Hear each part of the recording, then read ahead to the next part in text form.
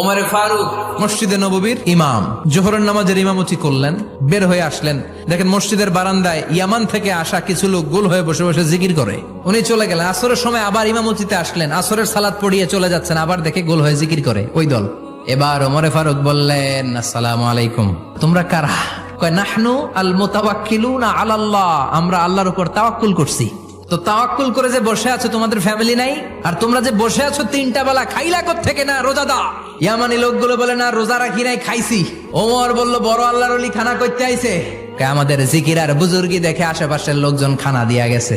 ওমরে ফারুক বলে তাইলে তো তোমরা মিথ্যাবাদী, তোমরা আল্লাহর উপর তাওয়াক্কুল করনি, তোমরা হচ্ছে একে অপরের উপর নির্ভরশীল। তোমরা জিকির করার তাকায় থাকো, বাটি আসে কোন দিক দিয়া? আল্লাহর উপর তাওয়াক্কুল এটা নয়। এখনই মসজিদ থেকে বের হয়ে যাও। এরপরে কোনদিন নামাজের পর গোল হয়ে বসে থাকতে দেখলে পিটায়া মসজিদ থেকে তাড়াবো।